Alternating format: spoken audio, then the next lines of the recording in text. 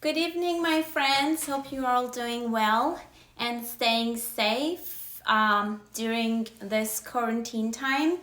So, as I promised, we're going to have our Monday workshop today. So, the topic for today is going to be how to qualify and get F1 or J1 visas. And I'm gonna go through the process how to apply for F1 or J1 visas and how to eventually get your visas through the consulate processing. So first I'm going over the F1 visa process of how and discuss how you can apply for an F1 visa and how you can get your F1 visa. So F1 visa is actually a non-immigrant visa for people who are actually wishing to study in the United States or they want to pursue their education in the United States. So it's actually called a student visa. So it's specifically for students who want to pursue their education in the United States. So in order to get an F1 visa, the first step is that you need to get admission or acceptance from an accredited school in the United States. So that's the first step.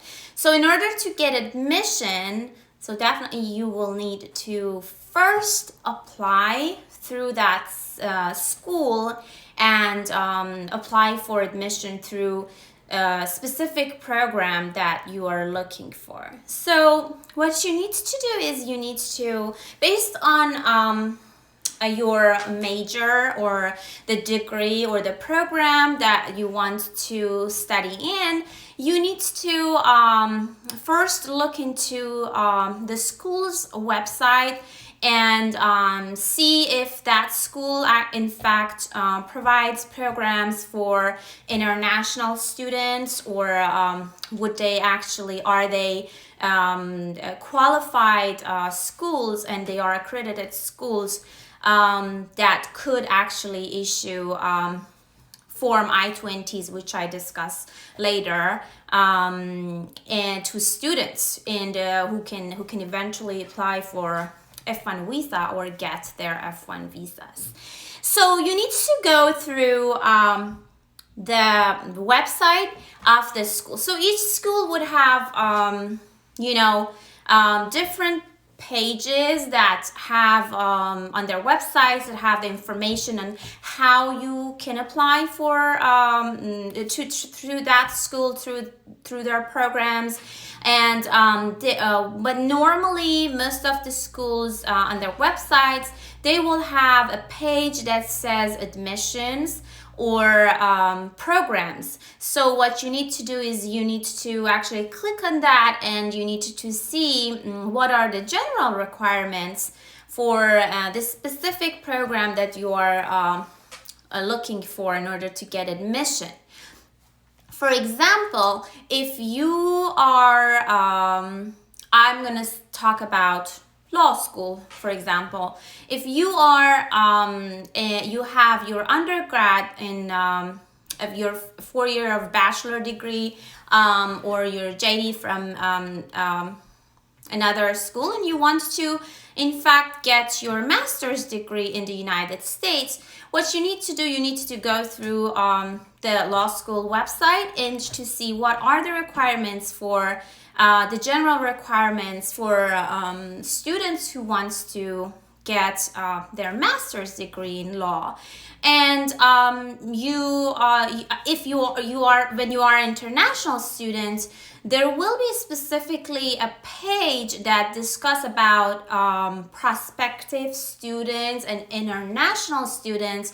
So you will actually review that and see those requirements to see what you need to submit to that school in order to be qualified as international student and eventually get admission for that specific program.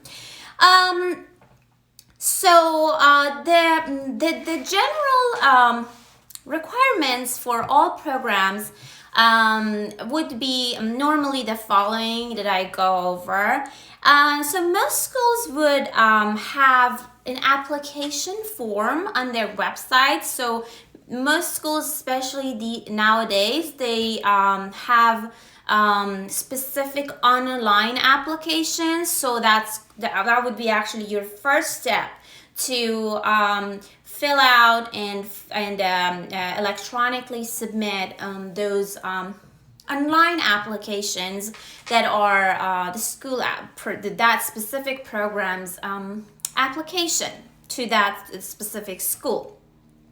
And the next requirement is that you most of the time you have to pay application fees, especially in the US.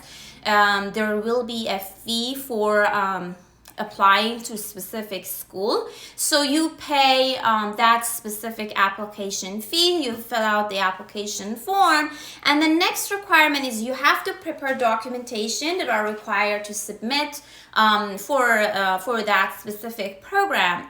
The main requirement would be your transcripts. For example, if you are going to apply for a graduate program, for example, a master's degree or PhD or doctorate degree, what you need to get your official transcripts from this school that you actually received your bachelor's degree. So you need your bachelor's transcript to submit for example, a master's degree program. If you want to apply for an undergraduate program, you need to get your transcripts for your high school diploma period. It all depends on the program that you're applying, and you need to actually do your homework, do your research, and go through each programs in each school's website in order to see what are those requirements and what are the documents, what kind of transcripts you need to get from your school and submit to a US school.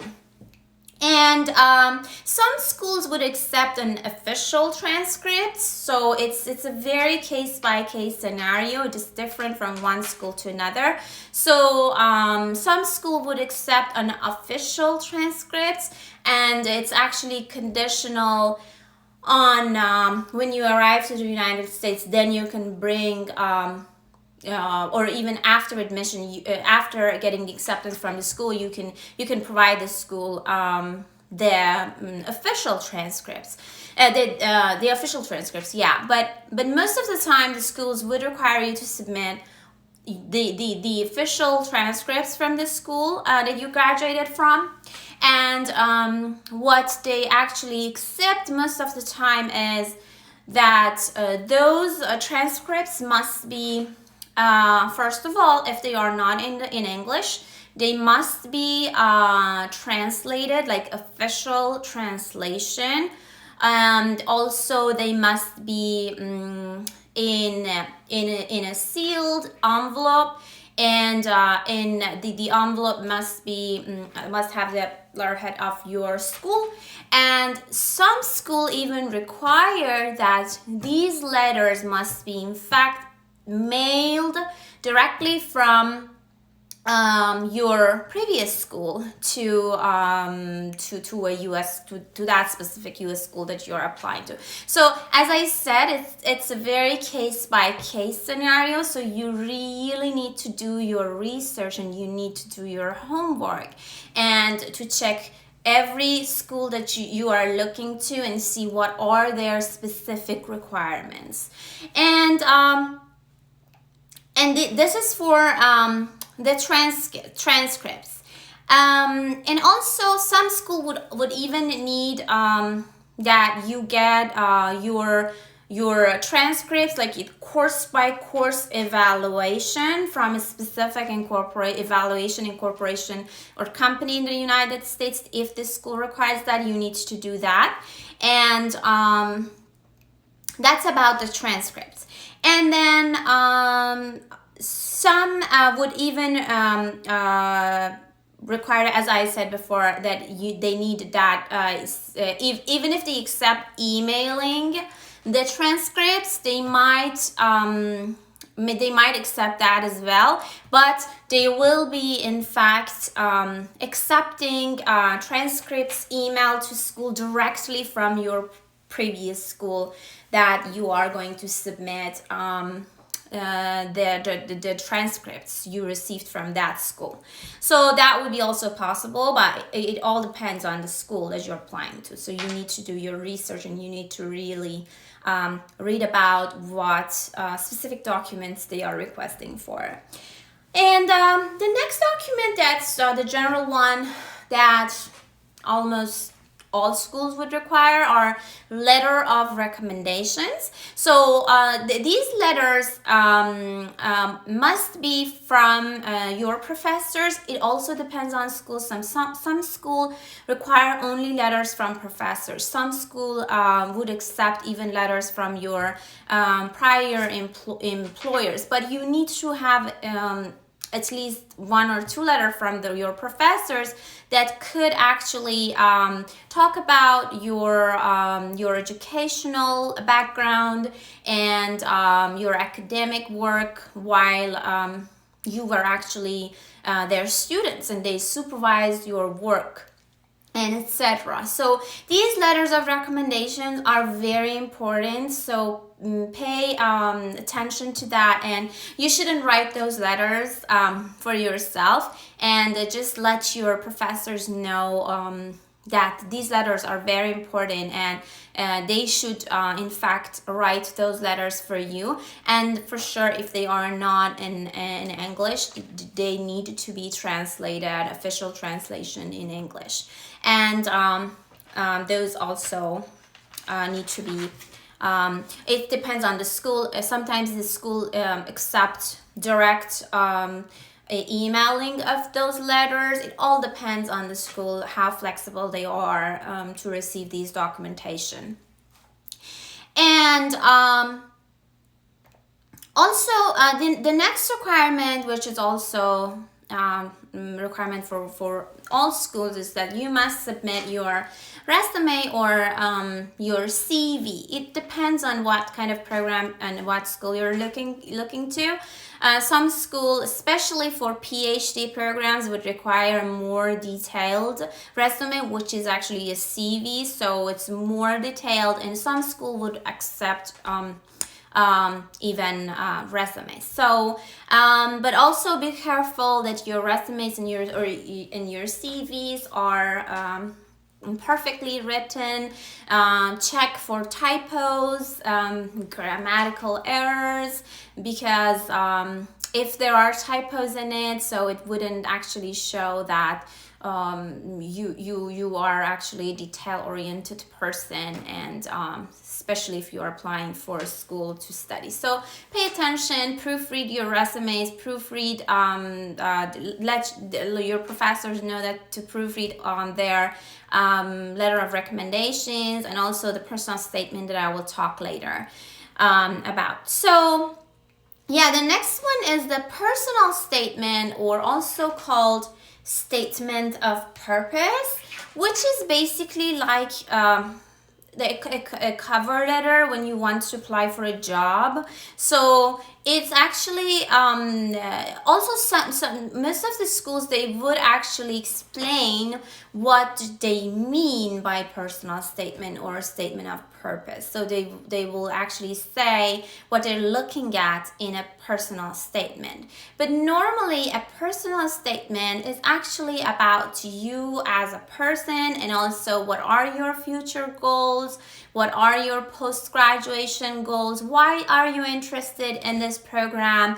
If, for example, you have another master degree and you want to apply for another master degree in the US, what is your goal actually? Why do you think that you would need another master degree? So, or you can even talk about your future employment goals, and so it's basically about a description about who you are and why you want to apply for this program, and what are your future goals, both academically, or if you want to, or even for your future job or employment. These letters and these statement of purpose letters are very, very, very important.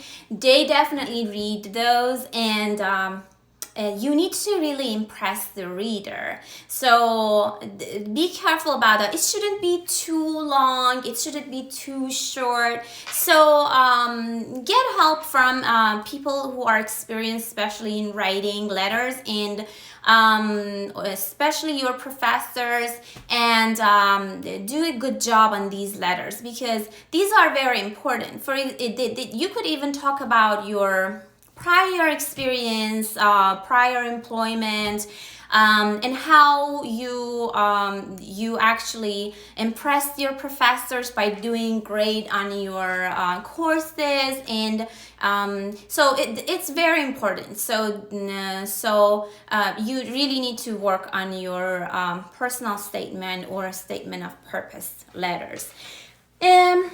And also, some schools would require you to provide scores for specific tests, which are, for example, some of them require you to pass a test which is called GRE or GMAT. So you need to GMAT. So you need to actually for not for all programs. So that's why I would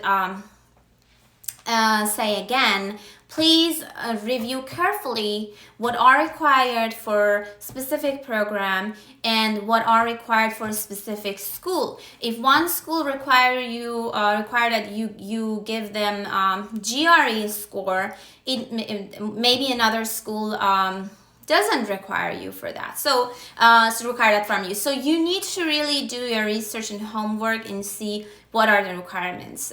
So you do not waste your time preparing and passing your GRE and get you the score and pay a lot of money for that when it's not even needed. So to do your research. And also the English test. So for the English test, that also is a very important factor you need to consider, because for English test, some schools would require you give them and submit the TOEFL exam or the IELTS exam score, and some school, like the minimum score that you are looking at would be different school by school. So that's why you need to again read the requirements and read what score specifically specific school is looking at. But generally the minimum of the range of the score would be between 83 to 100, most of the time for graduate programs that are not undergrad, not bachelor's. Like if they are for master degree or PhD, most of the time this is the actually the range. But I can't say that's for all schools. So that's why you need to do your homework, and you need to do your research, and you need to check every school to see what specific score for IELTS or TOEFL they're looking at. And there would be even exceptions or waivers for the English test scores, that for example, if you have been your primary language is English, so definitely you do not need to take the English test or submit the English test score. But if it is not, your primary language is not English, you need to check the school requirements, admission requirements for international students, and to see like what specific waivers they have. Some school would accept that the waiver request and approve it if you have been actually graduated from an English speaking school. So for example, your bachelor degree program was in English in Canada, England, India. So it all depends on the school and the program you're looking at again. So you need to check that also, so you do not spend money on TOEFL or IELTS exam if it's not needed, but most of the time it's needed. These are the general requirements, and some school might need additional requirements depending on the program.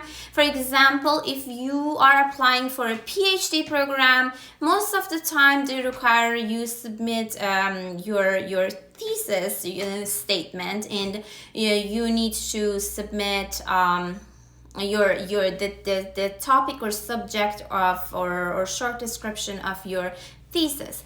Or some school would require that you have papers. Some school would require that you first get a specific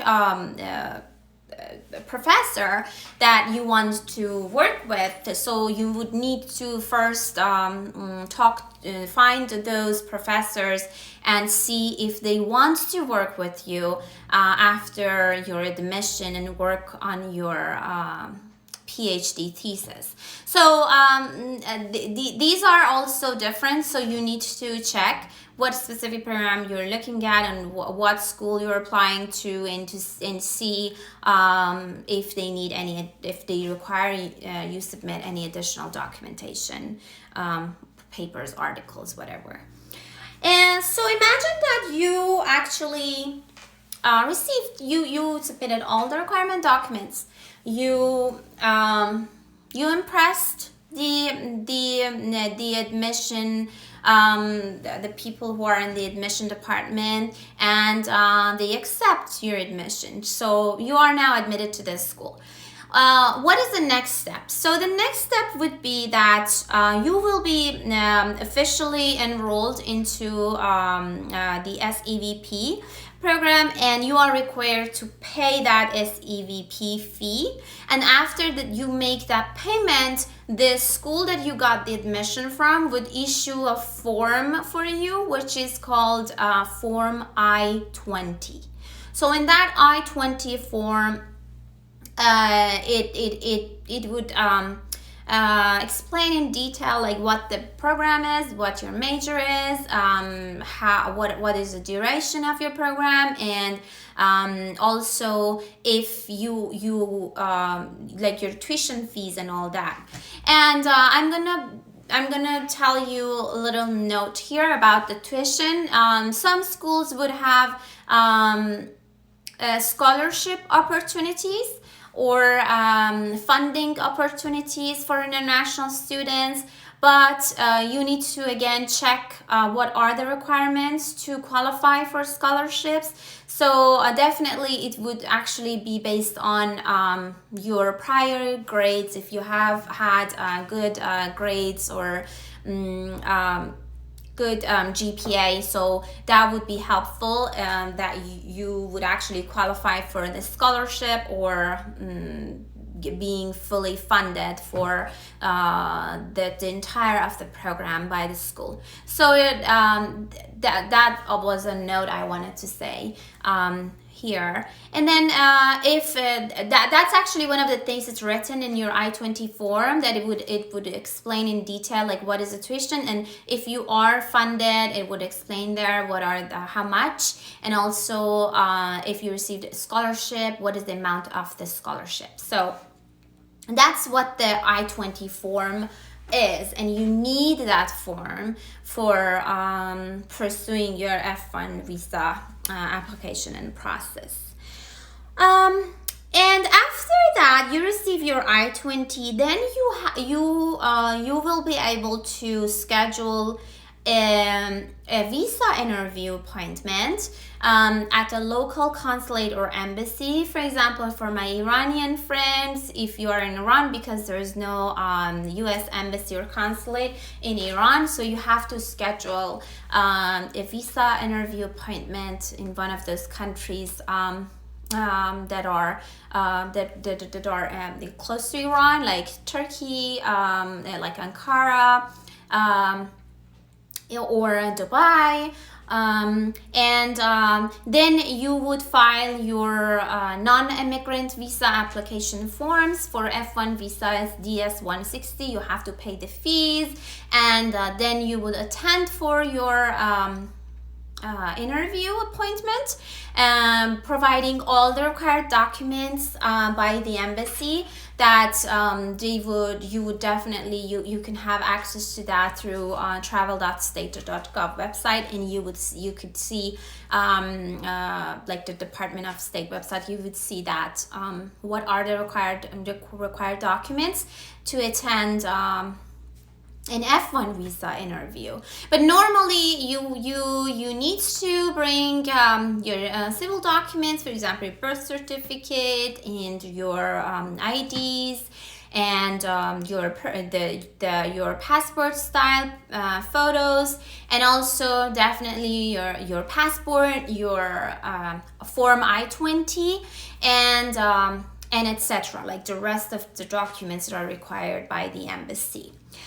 And if your documents are not translated in English, make sure that you get official translation of your documents and bring them to the embassy.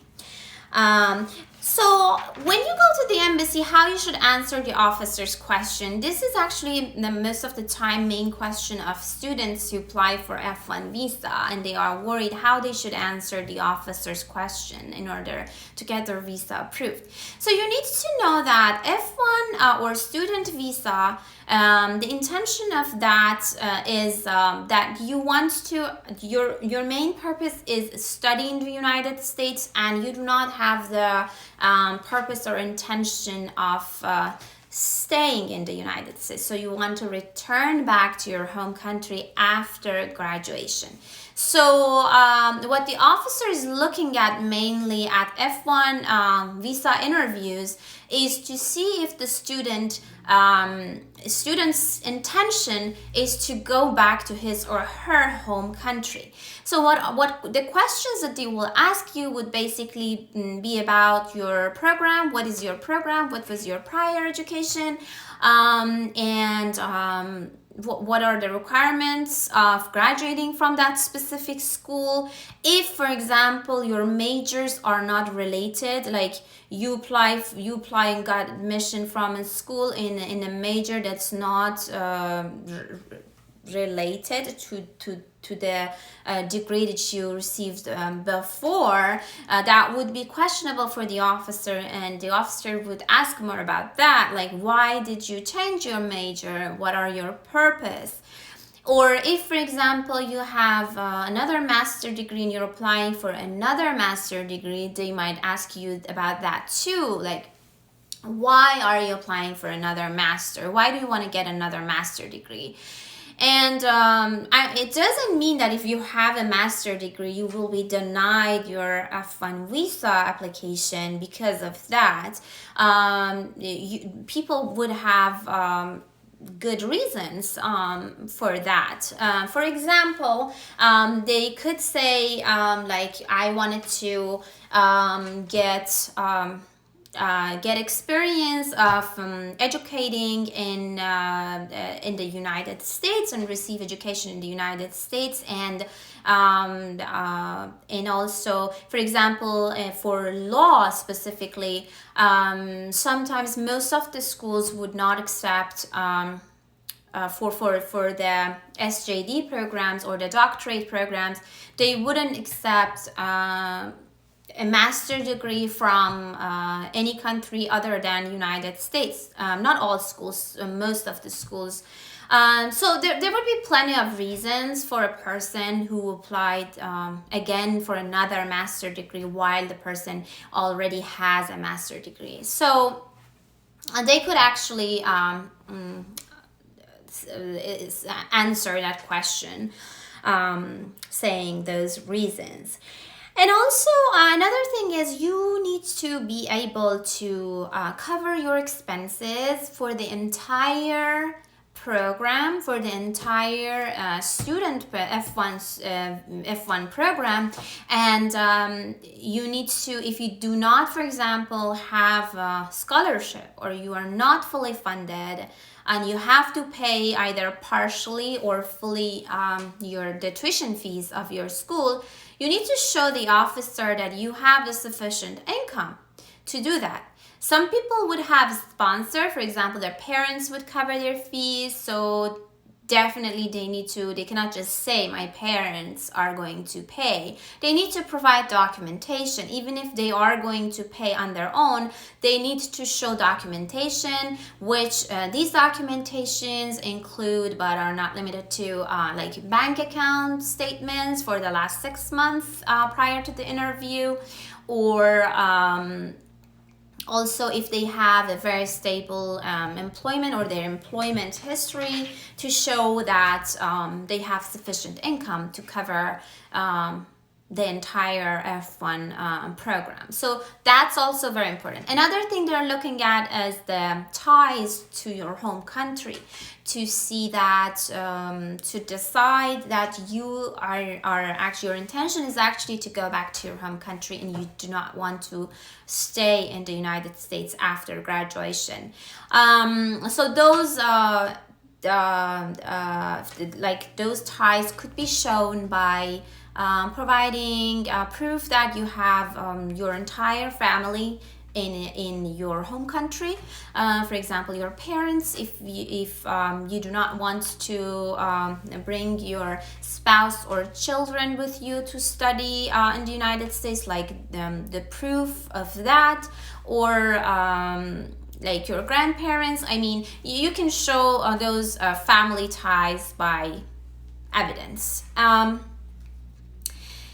And you could also show that other than family ties, you could also show that you have you are actually financially tied to your home country, which means that you could show that you have property owned by you in your home country, or for example you have a house in your country, or you have a permanent employment, and you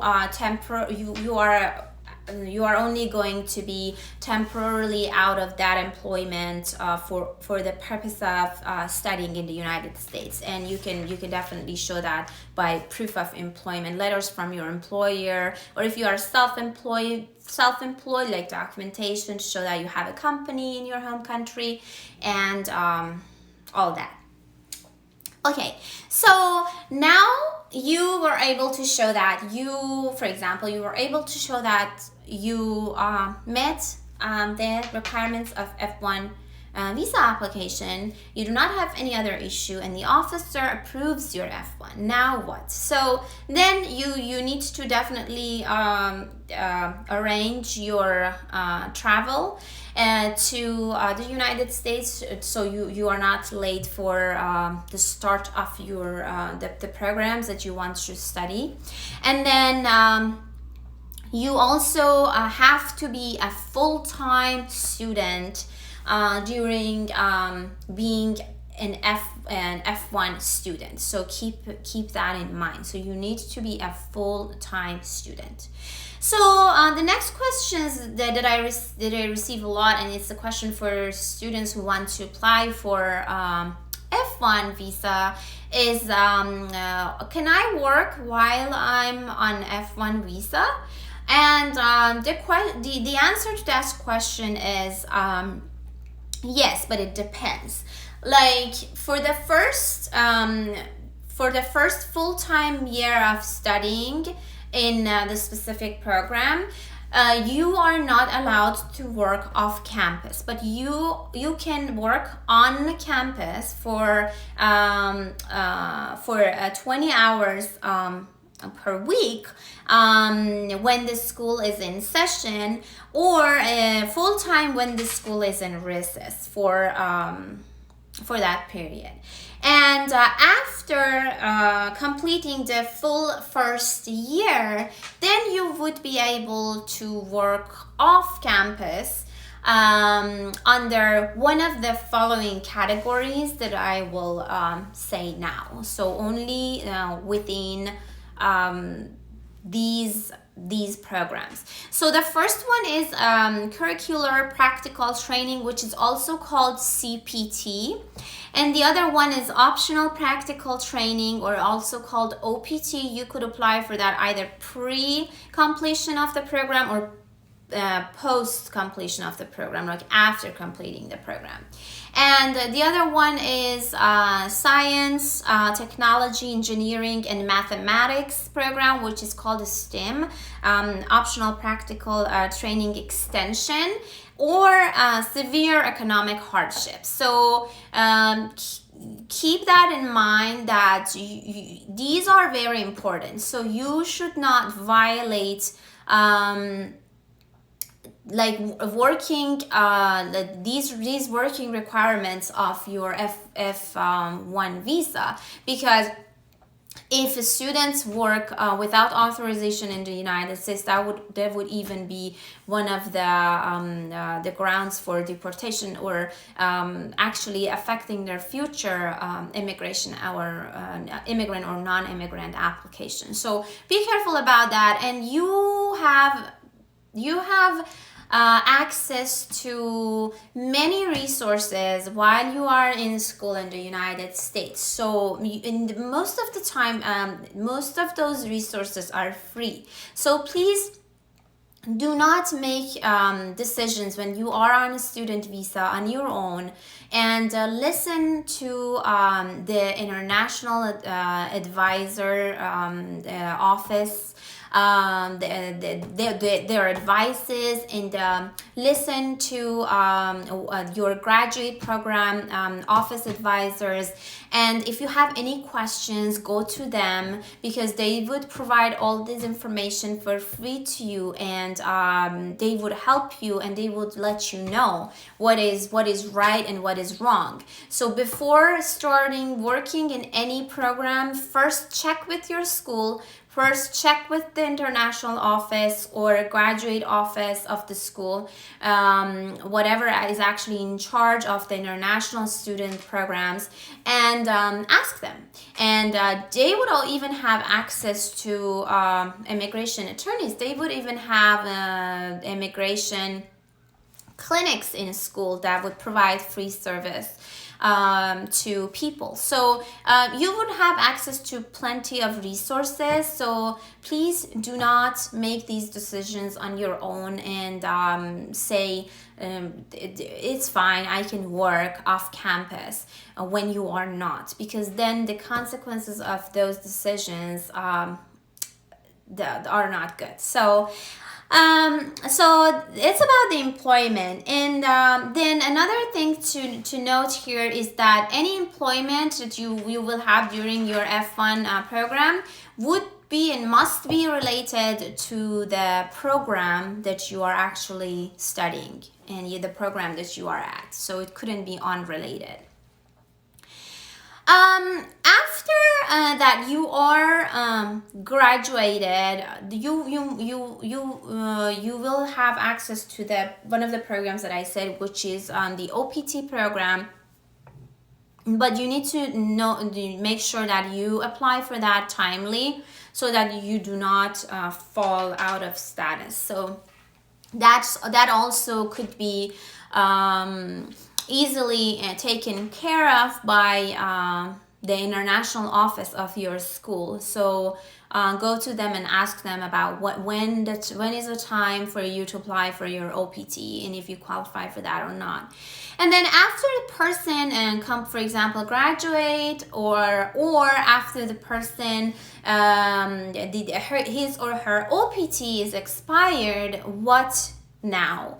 So after the expiration of your OPT or after the graduation, if you do not file timely for your OPT, or if you do not qualify, so you will have in fact 60 days to remain in the United States. During that 60 days period, you can either change your visa status in order to remain in the United States, or you can enroll in a higher program, or you can transfer to a new school and receive your new visa documents. So these dates are very important, so pay attention to these days and just make sure that you do not violate your non-immigrant visa, which in this case is F1 visa requirements. And so if you have any questions about F1 visa, definitely you can reach out to our office, and we also provide the full service in F1 visa applications and the whole process of even applying to schools and helping you writing your statement of purpose letters, and how you could get the letter of recommendations, and how you could apply for schools. And we would go over all the requirements for the specific program that you're looking at. We will help you during the whole process of applying to school and getting your visas approved. Now I want to talk a little bit about J1 visa. So what is J1 visa? So J1 visas are again non-immigrant visas, and they are actually exchange, they're called exchange visitor visas. So with this visa, you can come to the US to either teach, to study, to do research, or to demonstrate you have special skills. There are pretty good online tools for applying for J1 visas through Department of State website. So because these are the resources, and the sponsored agencies would have to in fact go over through this website. So they will provide like all the information for people who would qualify for J1 visas. So that's the good resource for you. So there are Department of State in fact designated specific private or public agencies that would actually act as exchange sponsors. So people could in fact apply through them and get sponsored by them in order to be able to file for and actually continue the process of their J1 visa applications.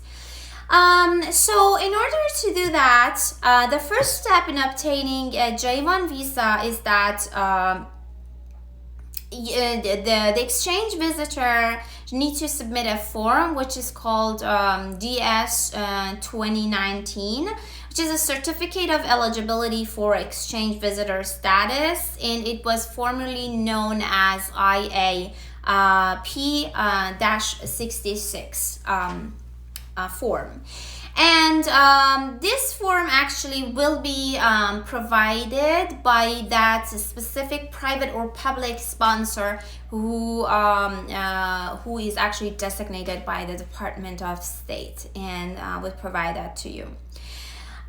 So you need to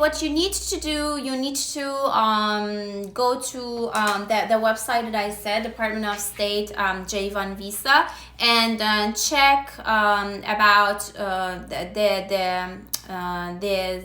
the designated sponsors, and to find out who are actually eligible to be your sponsor as an exchange visitor. And then after that, you obtained this form DS 2019. Then you can apply for your J visa through the U.S. Department of State at a U.S. embassy or consulate. And you may not enter the United States in J1 status more than 30 days before your program begins. So please note that and keep that in mind as well.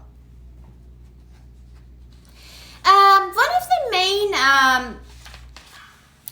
things that I wanted to discuss about the J1 visas is that the J1 visas would have the home, most of them would have the home residency requirement. So what is this home residency requirement? So this home residency requirement would actually obligate almost and like most of the J1 visa holders to return to their home country after their J status is ended, and they have to remain in their home country for 2 years before pursuing any further visas or green cards. But what they provided for people who are actually subject to this 2-year home country residency requirement is that they might be able to apply for a waiver or an exception to this requirement, which is called J1 visa waiver. There are 5 ways, in fact, to obtain the J1 visa waiver. So I'm going over them. So it's through a no objection statement from your home country's government, saying that your home country does not take issue with you staying in the United States. And the other one would be that if returning back to your home country would actually expose you to persecution or the threat of persecution. And the other one is if returning home would cause extreme hardship to you or your family. And this would most of the time be applicable to cases that, for example, a person come in the United States on J1 visa, and now they are married to a U.S. citizen and they want to file for their green cards. And they could apply for this if they are subject to that home residency requirement, which they can find out by looking at the form DS 2019 and inquiring from the sponsoring agency that if they are subject to this 2-year home country residency requirement or not. But for cases of like marriage to a U.S. citizen cases, what they need to do if they are subject to the 2-year residency requirement, they need to file this J1 visa waiver, and they would have a good chance of getting it approved. I'm not saying for sure, but I mean because they can show they could show like hardship or extreme hardship to their spouse or to their children if they are a U.S. citizen. If they have to leave the country and they stay for 2 years outside the country in order to apply for their green card through marriage to a U.S. citizen. And the other way to obtain the J1 waiver is through a federal government agency that takes specific interest in the person, the J1 visa holder, and requests the person the person's residence should be actually continued in the United States. So this is about the waiver. If you so you need to really be careful when you are going to file for a green card application when you are on a J1 visa on J1 visa. So you need to do your research and see and ask immigration attorneys to see if you you are subject to the 2-year residency requirement at your home country. So basically it means that after your J1 program is over, so you have to leave, so you cannot file for the green card application, even if you have you are married to a U.S. citizen, or even if you have an employment-based green card available to you, unless you qualify under one of those J1 visa waivers, or maybe you are not even subject to the 2-year residency requirement. So you need to find out about that before filing your applications to USCIS. So if you have any questions about either F1 visa or J1 visa, you are more than welcome to call our office during business hours. We're open from 9 a.m. to 7 p.m. Pacific time, Monday through Friday, and we are you can definitely call us, and you can make an appointment for consultation to get answers to your specific questions about F1, J1, or any other immigration question that you have. Thank you for always supporting us. Thank you for watching my videos, and you can definitely follow me on both Facebook, Instagram. You can subscribe to our YouTube channel to get updated information about immigration law. And thanks again, and have a great night.